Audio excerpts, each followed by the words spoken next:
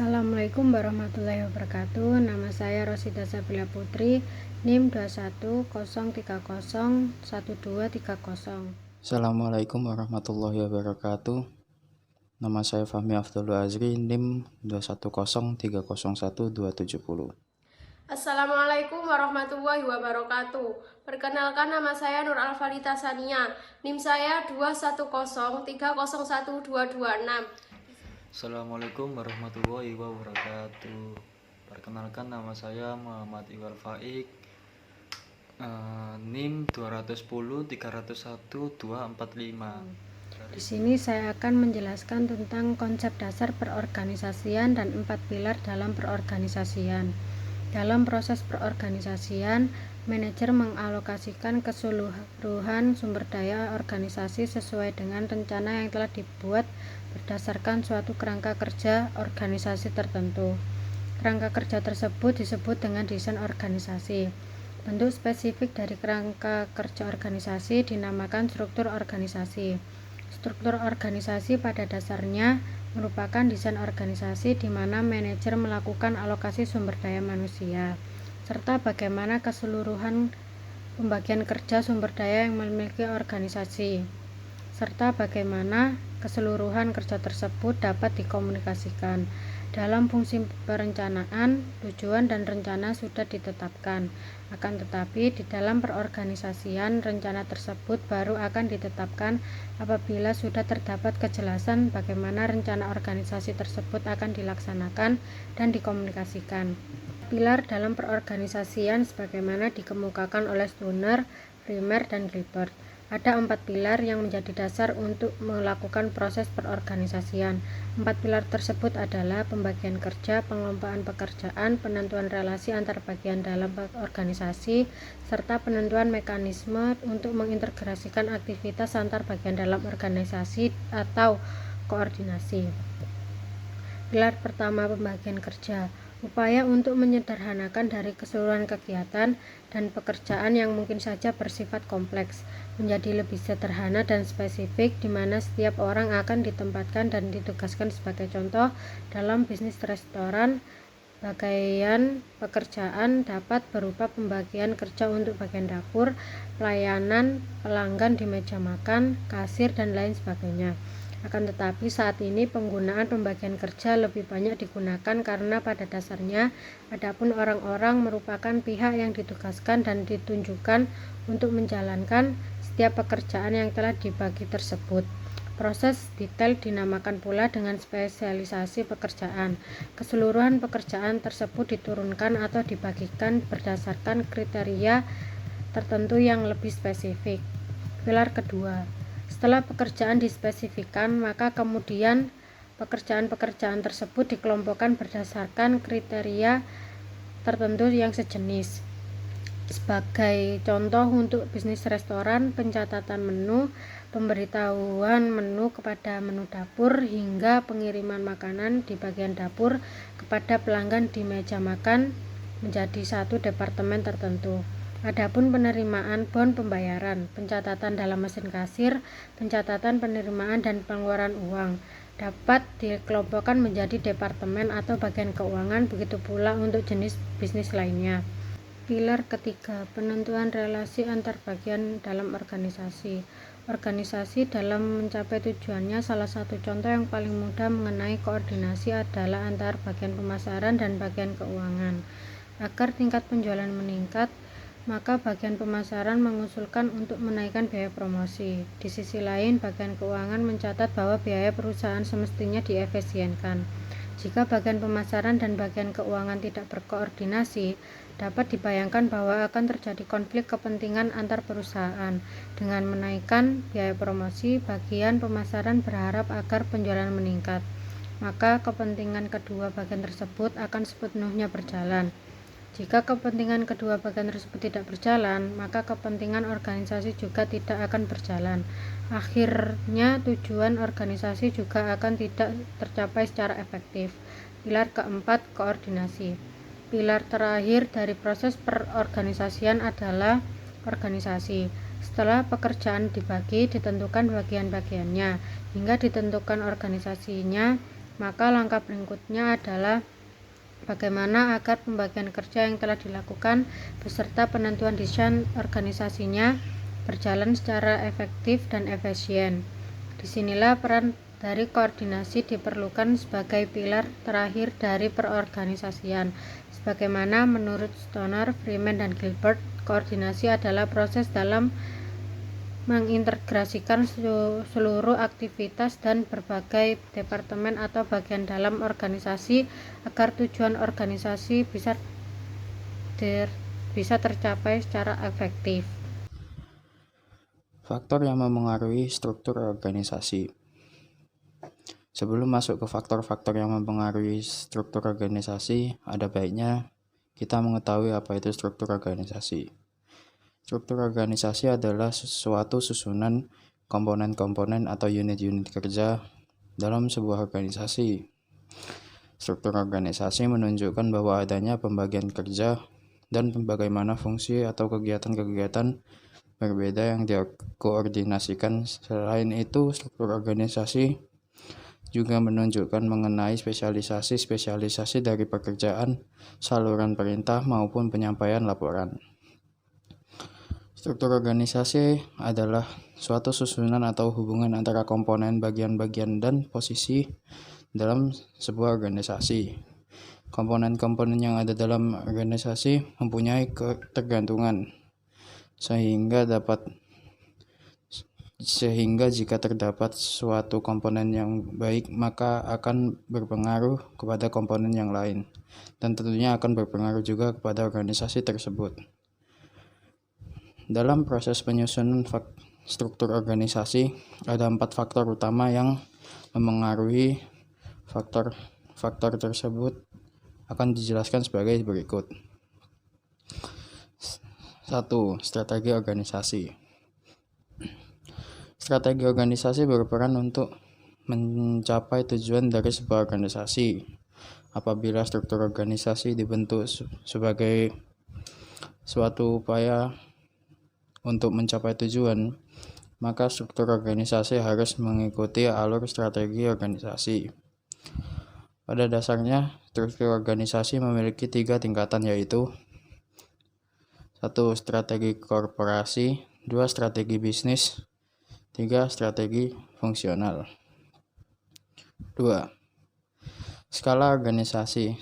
Skala organisasi dapat dibedakan berdasarkan jumlah penjualan, pangsa pasar, dan jumlah tenaga kerja. Organisasi yang berskala besar memiliki ruang lingkup aktivitas yang luas.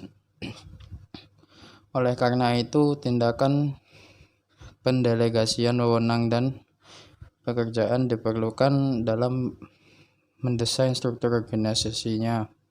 Selain itu, organisasi juga perlu mempertimbangkan sebagai faktor yang terkait ruang lingkup aktivitas yang luas tersebut. Organisasi besar yang mempekerjakan banyak orang seperti 2.000 orang atau lebih cenderung memiliki banyak spesialisasi, departementalisasi, tingkatan vertikal, serta aturan dan ketentuan daripada organisasi kecil. Berbeda halnya dengan struktur organisasi yang berskala kecil.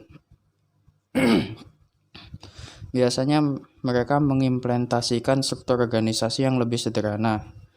Dalam hal tersebut, tidak banyak terjadi pendelegasian wewenang dan pekerjaan dengan kemungkinan pangsa pasar, jumlah penjualan atau produksi yang lebih sedikit. 3. Teknologi. Teknologi yang dimaksud adalah cara bagaimana suatu pekerjaan dilakukan dengan menggunakan suatu perangkat. Istilah teknologi mengacu pada cara sebuah organisasi mengubah input menjadi output. Setiap organisasi paling tidak memiliki satu teknologi untuk mengubah sumber daya finansial, SDM, dan sumber daya fisiknya. Contohnya dengan adanya webcam, suatu organisasi dapat mengadakan net meeting meski jaraknya memisahkan peserta rapat organisasi tersebut. Dengan adanya teknologi, tingkat efektivitas dan efisiensi suatu organisasi pasti berbeda. Lingkungan.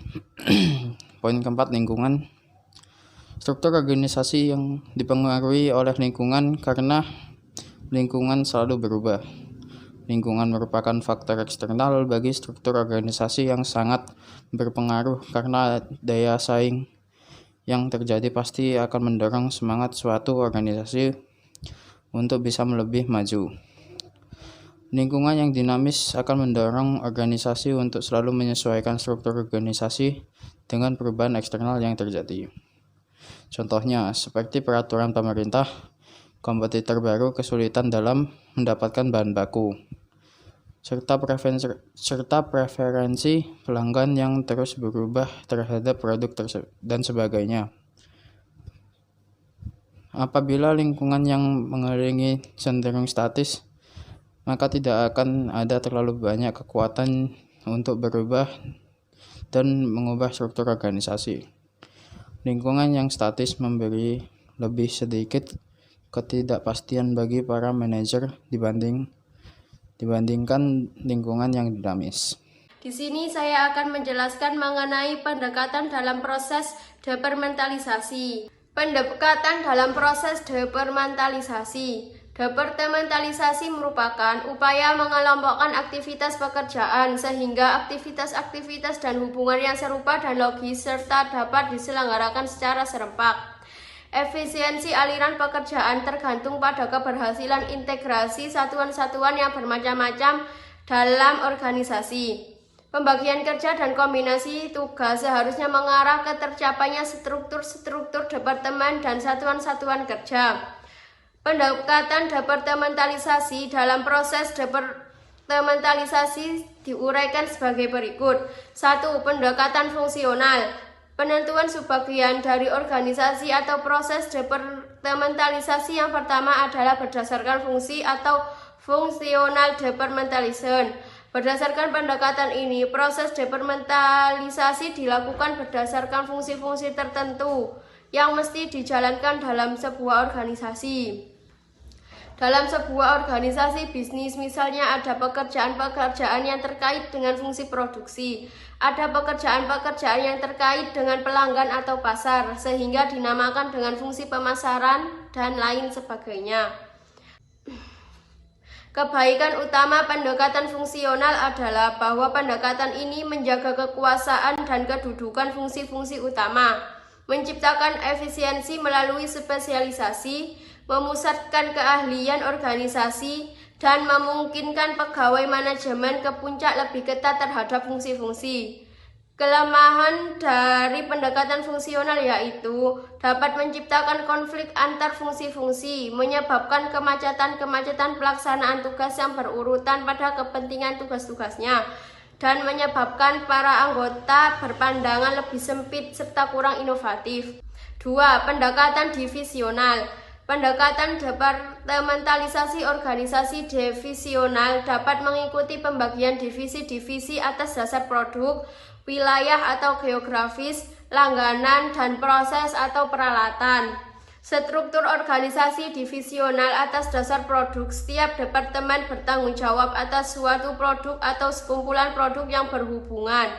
Divisionalisasi produk adalah pola logika yang dapat diikuti bila jenis-jenis produk mempunyai teknologi pemrosesan dan metode-metode pemasaran yang sangat berbeda satu dengan yang lain dalam organisasi. Struktur organisasi divisional atas dasar wilayah. Struktur organisasi divisional sebagai berikut. 1. Meletakkan koordinasi dan wewenang yang diperlukan pada tingkat yang sesuai bagi pemberian tanggapan yang cepat. 2. Menempatkan pengembangan dan implementasi strategi dekat dengan lingkungan divisi yang khas. 3. Yaitu tempat latihan yang baik bagi para manajer strategi. Kelemahan-kelemahan struktur divisional yaitu 1. Masalah duplikasi sumber daya dan peralatan yang tidak perlu. 2. Dapat menimbulkan tidak konsistennya kebijakan antara divisi-divisi. Perusahaan yang melakukan departementalisasi diuntungkan dengan pembagian kontrol atau koordinasi tanggung jawab. Departementalisasi dibagi beberapa macam yaitu yang pertama yaitu pendekatan produk. Pendekatan dalam Departementalisasi yang pertama adalah berdasarkan produk atau product departmentalization. Berdasarkan pendekatan ini, penentuan bagian-bagian dalam organisasi ditentukan berdasarkan jenis produk yang dibuat oleh organisasi. Sebagai contoh yaitu PT ABC memiliki beberapa jenis produk dari mulai produk susu, sabun mandi, pasta gigi, hingga mie instan. 2. Pendekatan pelanggan. Pendekatan kedua dalam departementalisasi adalah berdasarkan pelanggan atau customer departmentalization. Berdasarkan pendekatan ini, penentuan bagian-bagian dalam organisasi ditentukan berdasarkan karakteristik pelanggan yang menjadi sasaran pelanggan dari organisasi. Sebagai contoh, jika produk sabun mandi dari PT ABC di atas ternyata tidak hanya satu, tetapi ada sabun mandi untuk bayi, anak, remaja, dan dewasa. Yang ketiga yaitu pendekatan geografis. Pendekatan ketiga dalam departementalisasi adalah berdasarkan faktor geografis. Berdasarkan pendekatan ini, penentuan bagian-bagian dalam proses ditentukan berdasarkan wilayah geografis di mana organisasi beroperasi. Yang keempat yaitu pendekatan matriks. Pendekatan matriks ini pada dasarnya merupakan proses departementalisasi yang menggabungkan antara pendekatan fungsional dengan pendekatan lain. Misalnya berdasarkan proyek tertentu, produk tertentu, ataupun berdasarkan pendekatan lainnya. Departementalisasi atau divisi dalam organisasi. Setelah memecahkan pekerjaan melalui spesialisasi, perlu mengelompokkannya bersama sehingga tugas-tugas yang sama dapat dikoordinasi dalam satu basis. Dasar pengelompokan bersama pekerjaan ini disebut departementalisasi atau departementalisasional. Salah satu cara paling populer untuk mengelompokkan kegiatan adalah berdasarkan fungsi-fungsi yang dijalankannya.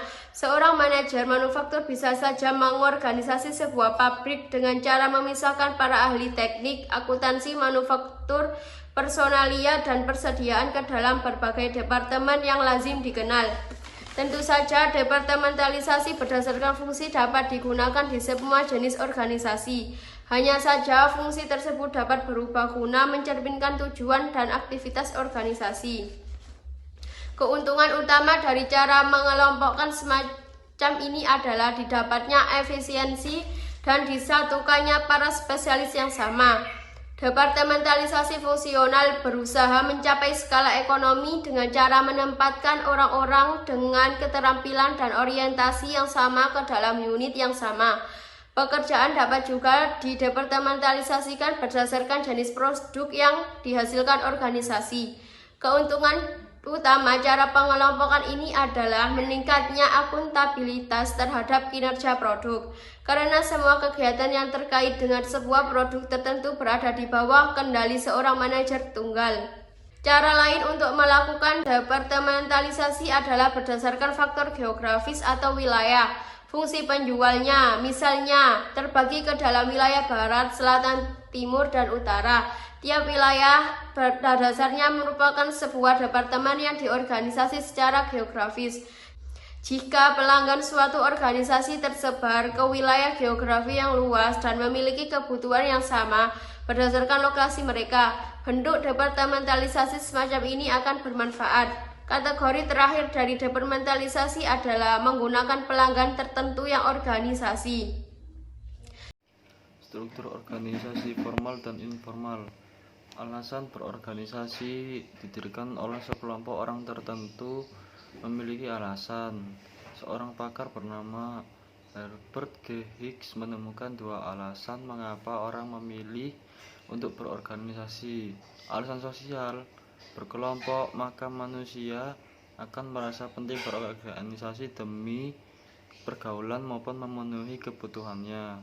Hal ini dapat kita temui bahwa organisasi, melalui bantuan organisasi, manusia dapat melakukan 3 macam.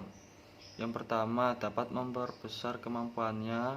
Yang kedua, dapat menghemat waktu yang diperlukan untuk mencapai suatu sasaran. Yang ketiga, dapat menarik manfaat dari pengetahuan generasi-generasi sebelumnya yang dihimpun. Tipe-tipe organisasi. Secara garis besar, organisasi dapat dibedakan menjadi dua macam, yaitu organisasi formal dan informal. Pembagian tersebut tergantung pada tingkat atau derajat mereka terstruktur. Namun dalam kenyataannya tidak ada sebuah organisasi formal maupun informal yang sempurna. Ada unsur dan tiang dasar organisasi formal. Yang pertama ada sistem kegiatan koordinasi. Yang kedua kelompok orang. Yang ketiga kerjasama mencapai tujuan. Tiang dasar teori organisasi formal. Yang pertama, pembagian kerja. Yang kedua, proses skalar dan fungsional. Yang ketiga, struktur. Yang keempat, rentang kendali. Ciri-ciri organisasi formal. Yang pertama, suatu organisasi terdiri dari hubungan-hubungan yang diterapkan antara jabatan-jabatan. Blok-blok bangunan dasar dari organisasi formal adalah jabatan-jabatan. Yang kedua, tujuan atau rencana organisasi terbagi ke dalam tugas-tugas. Tugas-tugas organisasi disalurkan di antara berbagai jabatan sebagai kewajiban resmi.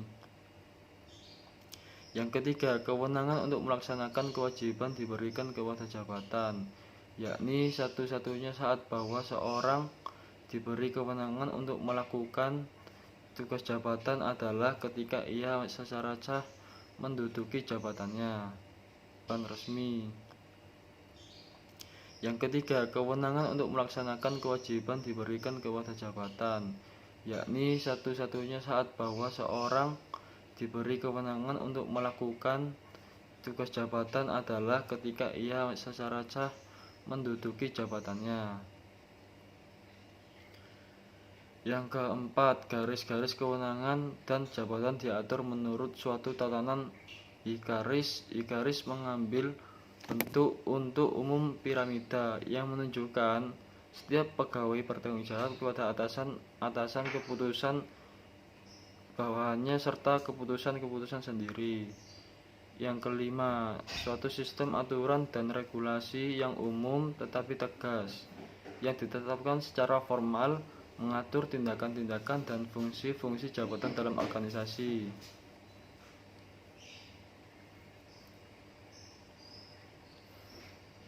Strategi organisasi untuk mencapai tujuannya.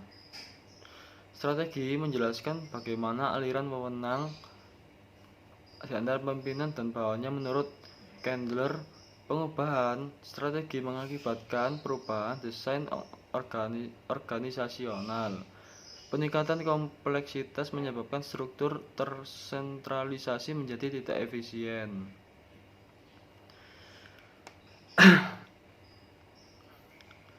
Teknologi yang digunakan. Perbedaan teknologi yang digunakan untuk memproduksi barang-barang atau jasa akan membedakan struktur organisasi. Yang ketiga, ukuran organisasi. Besarnya organisasi secara keseluruhan maupun satuan kerjasama yang sangat mempengaruhi struktur organisasi. Model-model struktur organisasi formal. Model tradisional. Yang pertama itu dirancang terutama untuk lingkungan yang stabil dan pengubahan yang terjadi di dalam pikiran. Yang kedua, cenderung tidak efisien dalam lingkungan yang sangat bergejolak. Yang ketiga, manajemen puncak. Pelaksanaannya adalah direktur pelaksana dan manajer umum. Yang keempat, manajer menengah. Pelaksanaannya adalah manajer departemen fungsional atau divisi dan kepala bagian. Yang kelima, manajemen lini pertama. Pelaksanaannya adalah supervisor, mandor, kepala tukang, dan pengawas tingkat pertama. Yang keenam adalah karyawan operasional.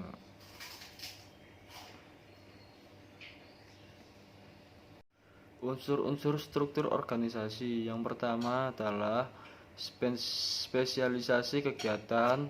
Yang kedua, standarisasi kegiatan. Yang ketiga, koordinasi kegiatan. Yang keempat, sentralisasi dan desentralisasi pembuatan keputusan. Yang kelima, ukuran satuan kerja. Adapun dimensi-dimensi dasar struktur organisasi formal. 1. Pembagian kerja. 2. Wewenang. 3. Kekuasaan. 4. Tanggung jawab. 5. Rentang kendali. 6. Struktur tal. 7. Struktur flat. 8. Hubungan lini dan staf. 9. Komunikasi dalam organisasi. 10. Sentralisasi dan desentralisasi.